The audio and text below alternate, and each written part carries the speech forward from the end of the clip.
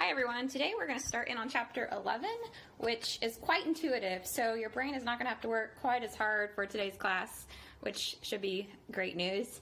The title of the chapter is Moral Hazard. This may be familiar to you if you're studying risk management, and if you're not, then I'll just get you up to speed on what moral hazard is and why we care about it in health economics. So the basic idea that we're going to kind of try to wrap our mind around is what would happen if having a person get insurance causes the likelihood of that person to get sick to change. So conceptually, you can kind of think of two situations. So situation number one is there's a person without insurance.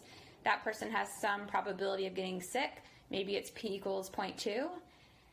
And then the alternative, kind of counterfactual for this person, is what the person's probability of getting sick would be if they had insurance. So maybe, as I'm going to argue, it's plausible that if you give a person insurance, that might cause the probability of them getting sick, their P, to increase. So maybe the person who is handed insurance would see an increase in their P from 0.2 to 0.3, for example. Okay, so I'm going to explain why this might be a concern for us. To begin with, I'm just going to start with the definition of moral hazard. The definition of moral hazard is when protection against the cost of a bad outcome reduces a person's incentive to avoid a bad outcome. Okay, what is a bad outcome? So a bad outcome here, in the context of health insurance, would be things like getting sick or breaking your bone or having some kind of other injury. So we're going to think about bad physical outcomes. And so here, for moral hazard, we're thinking about what would happen when a person is protected from the cost of getting sick, and moral hazard says that may reduce a person's incentive to avoid getting sick. Okay, to begin with, there are two types of moral hazard. Type 1 is ex ante moral hazard. Okay, ex ante moral hazard is a behavior change that happens before an insured event. For example, medical bills from broken bones, and that behavior change makes that event more likely. Okay, let me give you a concrete example. Suppose a person is thinking about going skydiving. Well, whether a person decides to go skydiving is probably going to depend on whether they have health insurance, because there's a risk of jumping on a cliff, landing in shallow water, and breaking your bone. And in the event you break your bone, which is a bad event, then you're going to have to go to the hospital, and there's going to be some medical costs associated with that broken bone. Okay, the big kind of important thing that distinguishes ex ante moral hazard from the other type of moral hazard is the timing of a person's behavior change relative to the bad event. So ex ante moral hazard is characterized by a person deciding to change their behavior or go cliff diving as a result of insurance or as a result of being insured before the broken bone occurs.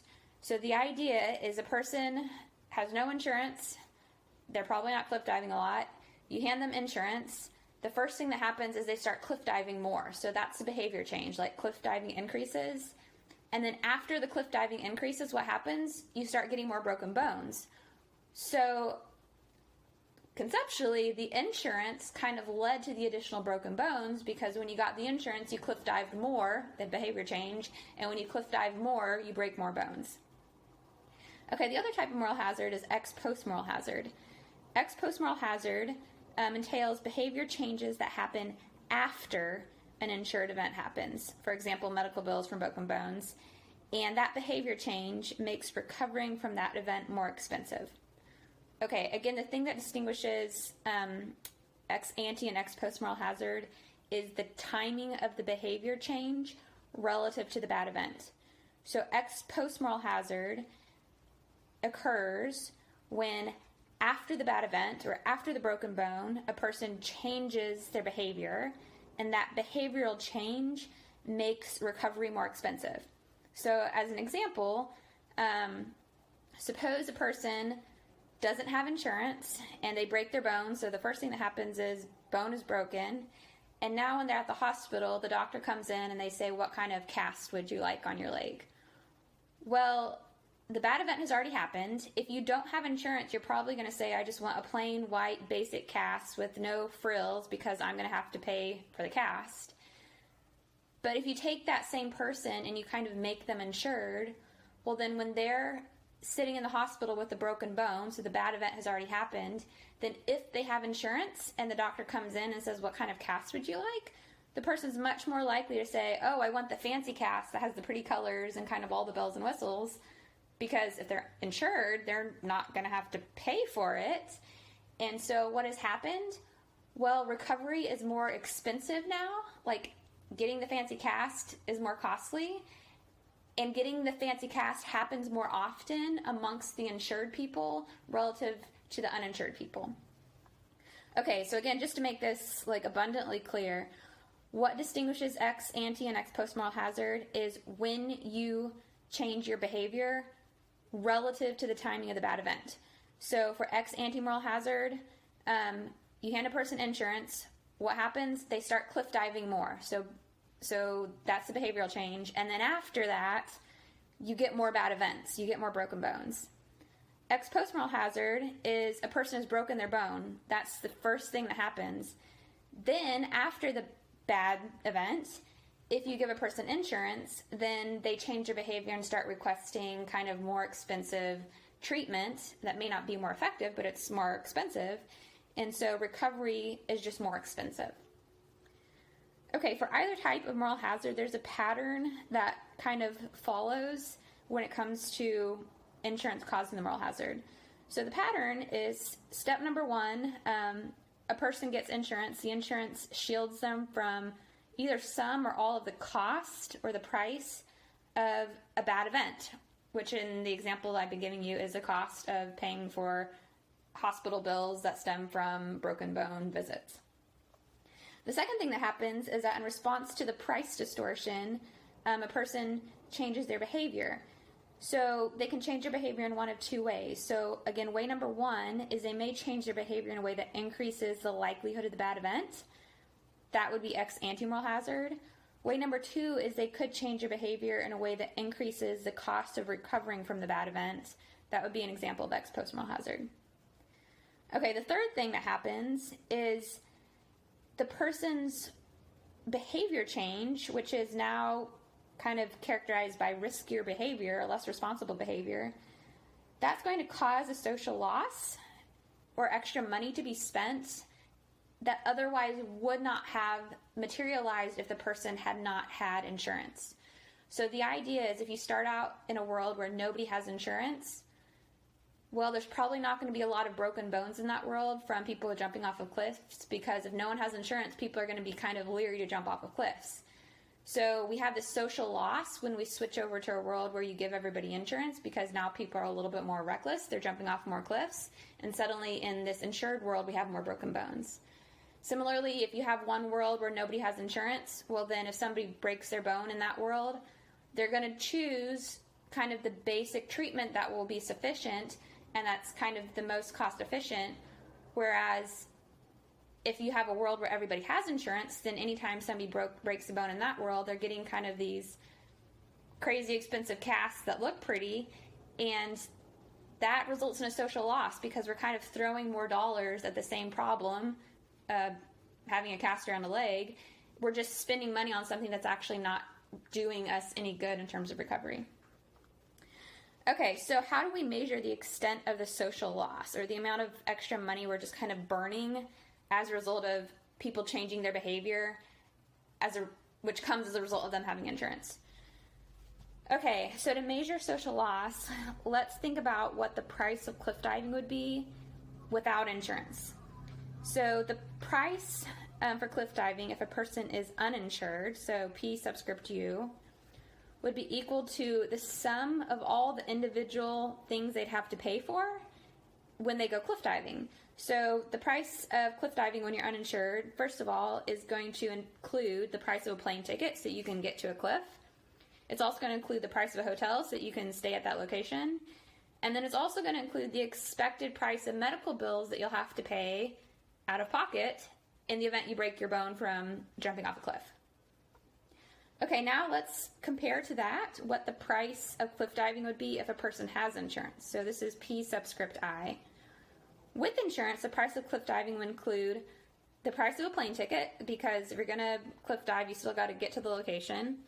It's also going to include the price of a hotel to stay at that location while you're jumping off the cliffs.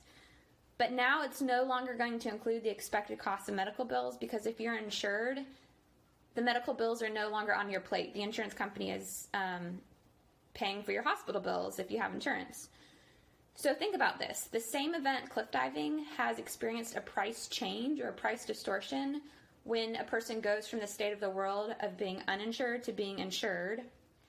And specifically, when you go from being uninsured to insured, the price of cliff diving falls because PI is smaller than PU. Okay, according to the law of demand, we would expect people to cliff dive more when the price falls from PU to PI. And the reason for that is because the demand curve slopes down. So if you have a demand curve and you start with a high price, the corresponding quantity demand is going to be somewhat low.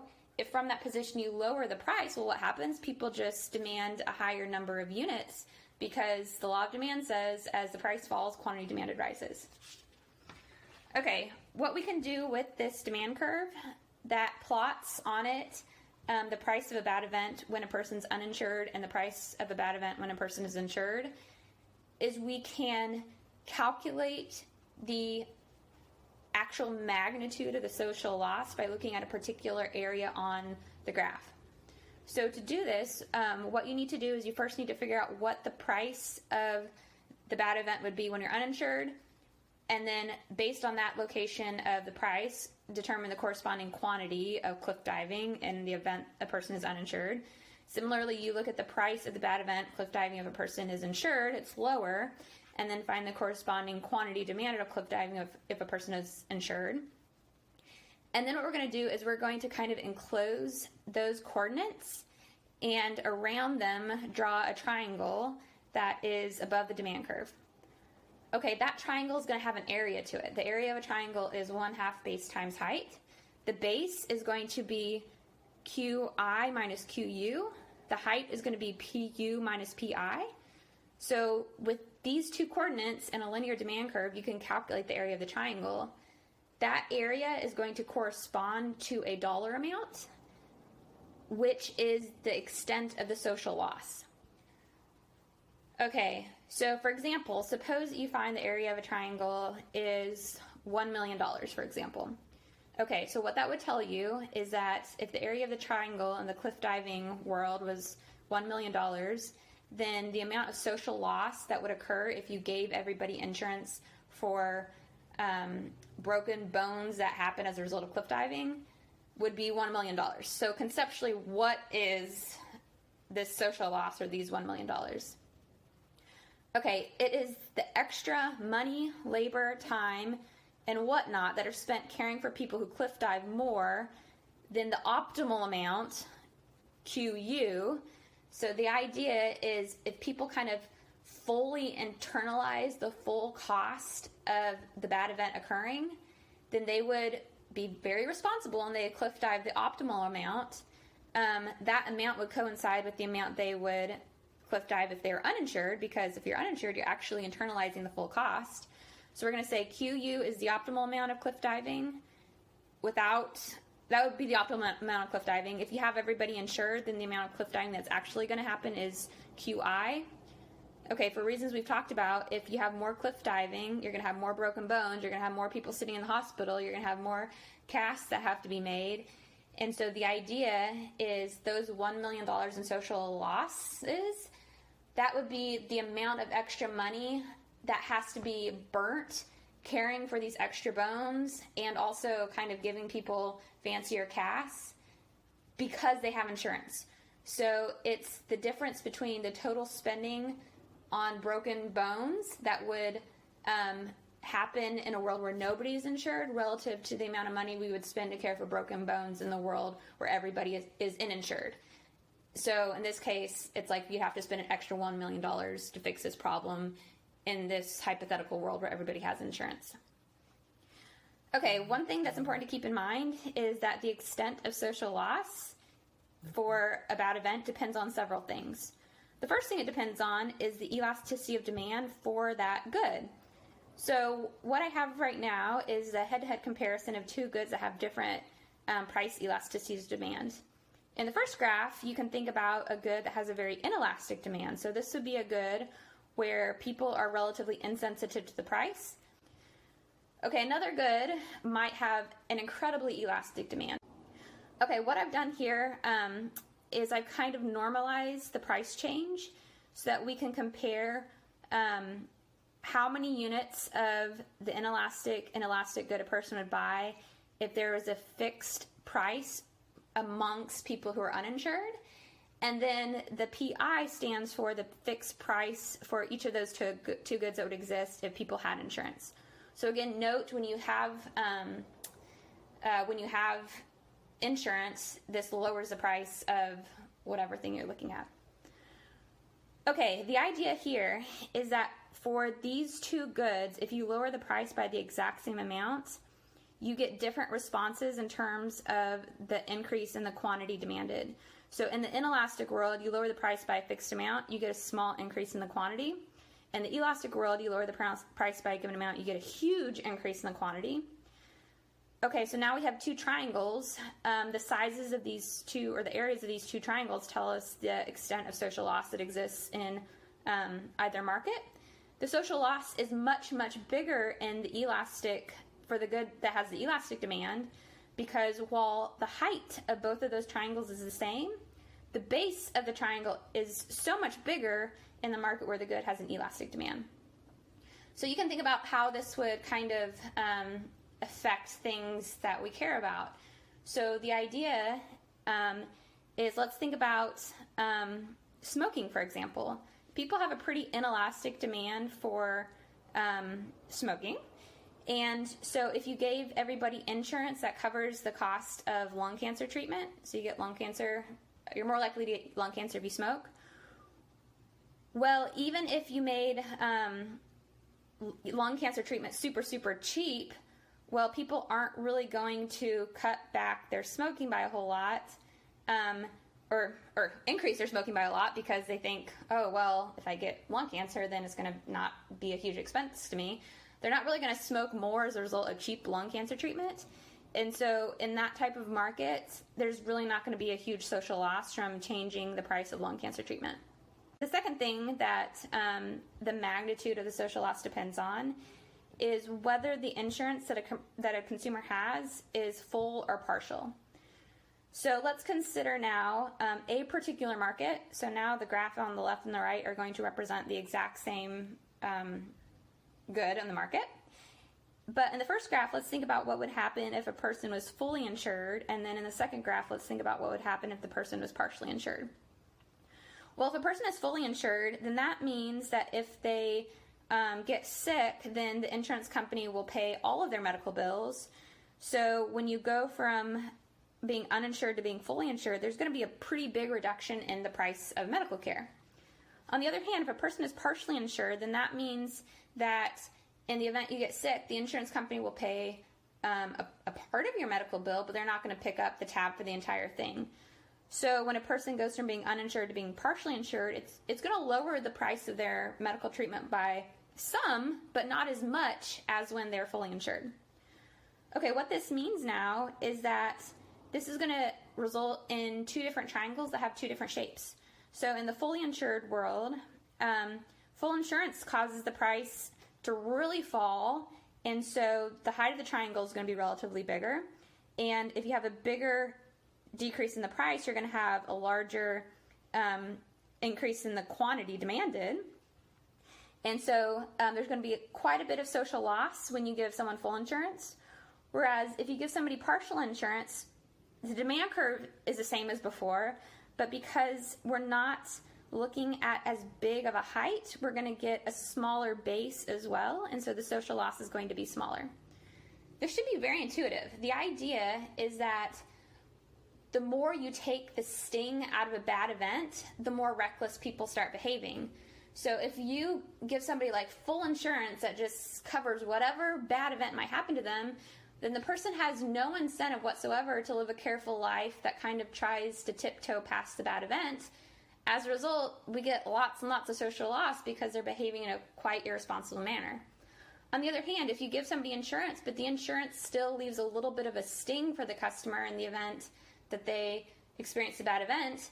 So in other words, it's kind of like, well, if you break your bone, we'll pay half the medical bill. Well, in that case, the person actually has to pause a little bit and think, okay, well, if I jump off this cliff and break my leg, I'm not going to have to pay the full medical bill, but I'm still going to have to pay the hospital a little bit.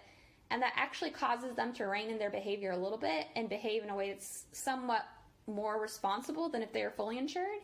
And so partial insurance results in less social loss because people are a little bit more conscientious about their behavior, given that some of the sting of the bad event is still felt by them. Okay, related to that, the extent of the social loss is also going to depend on whether there's cost sharing. Okay, what is cost sharing? Cost sharing is kind of similar to partial insurance.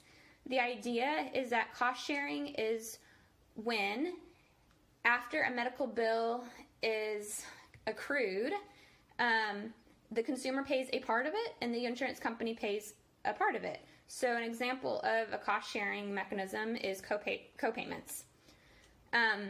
So basically you've got a similar graph that we can use to predict what would happen in terms of cost sharing relative to the old graph that we were looking at when we were thinking about full versus partial insurance. So on the left we have what would happen if a person had no copayment. So if you have no copayment, then the price for something is going to fall by a lot if you have no copay to pay. In the event that you're still stuck with a copay, then in the event the bad event happens, your price is going to fall by some relative to the amount you had to pay when you're uninsured, but it's not going to fall by as much as it would if you had no copay you had to pay. So for the same reasons we've talked about, the area of the triangle is going to be bigger, or the social loss is going to be larger when there is no copayments relative to if you impose some copayments in the market. And the intuition is identical as before. The idea is if you make a person pay a copay, then in the event the bad event is realized, they're going to feel a little bit of sting because they've got to pay the copay. So that little bit of sting is going to kind of dissuade them from being entirely reckless, and so the social loss won't be quite as extreme. Okay, there's going to be a couple takeaways I'm going to give you, and then we'll wrap up the chapter with that. So the takeaway is there's reason to be concerned that, number one, insurance will cause people to behave riskier. So this is consistent with ex ante moral hazard. The idea is if you give someone insurance, then first thing that happens is they start going out jumping off of more cliffs, they start riding motorcycles with no helmets, they change their behavior in a way that makes the bad event more likely to happen down the road. So they're behaving in a riskier way. Okay, there's also reason to be concerned that insurance will cause people to wastefully consume more medical care than they need if they get sick or if the bad event happens, and we call this ex post moral hazard. So the idea for this is if you give somebody insurance, well then after the bad event happens, when you've got the insurance card, you're going to pick the name brand medicine instead of the generic. You're going to pick the fancy casts instead of the plain white ones. And so the expense or the dollars that are spent to care for your problem are going to be larger when you have that insurance card. And so your decision points are going to change after the broken bones when they're asking you what kind of cast you want, or after you get sick and they're asking what brand of medicine you want. Okay, importantly, both types of moral hazard result in social loss because the economy is spending more resources than are necessary in either case. So either they're just fixing more broken bones, so you've got to have more doctors to care for these patients, you've got to use more x-rays, and you're just spending more resources because there's more broken bones, or you're spending more resources because given the number of broken bones you have, you're kind of opting for the most expensive treatments, and that's kind of a wasteful thing. Okay, the encouraging thing is that social loss can be somewhat eliminated if we let people feel some of the sting of a bad event. So, conceptually, the idea is if you leave a little bit of money that a person has to pay in the event they get a medical bill for having an injury or illness, then that will kind of cause a person to be a little bit more careful in their decisions, and so social loss will be minimized. And then the final thing, which isn't in your class packet, but I'll just kind of note this as the final takeaway, is we're going to get more social loss in markets where the demand for that thing is more elastic. Okay, so that's it for this chapter. If any of this is confusing or if you have any questions, reach out in the next 10 minutes, and then we'll go for the exercise after that.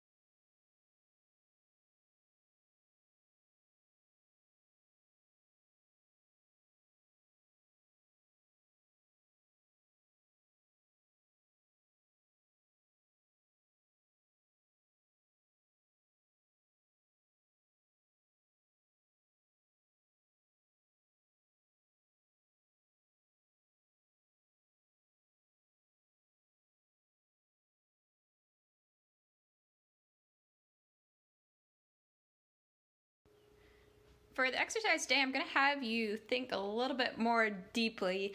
So in the lesson, when I was showing you how to calculate the area of social loss, I just gave you a picture for the demand curve. And for this exercise, I'm going to give you an equation for the demand curve. So the question is, suppose the price of sunbathing, which includes the expected cost of future chemotherapy for skin cancer, is $100 when a person has no health insurance.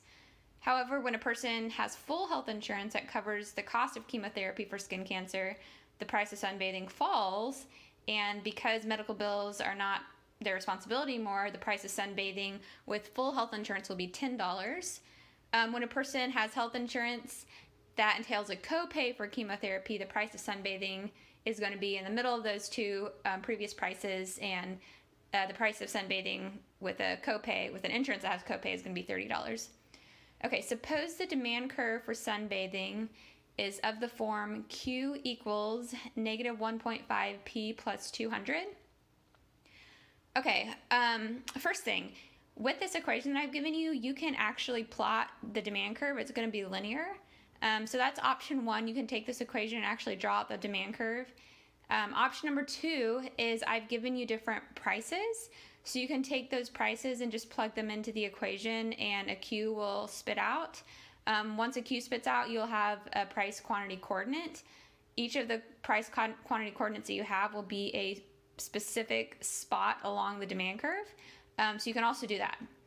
Okay, what you will need to definitely have, though, is 3 different price quantity coordinates. One that goes with the uninsured price and quantity of sunbathing, the full insurance price and quantity of sunbathing, and then the copay price and quantity of sunbathing. And then with that, I'm going to have you calculate social loss. One helpful hint is that social loss, again, is equivalent to the area of a triangle.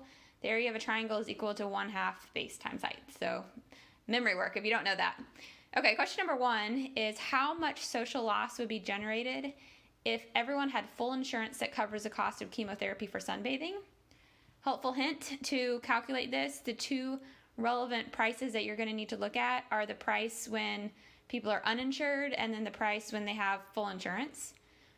Question number 2 is how much social loss would be generated if everyone had insurance that entailed a copay for chemotherapy. Here the 2 relevant prices are the price when someone's uninsured and then the price when they have insurance that entails a copay.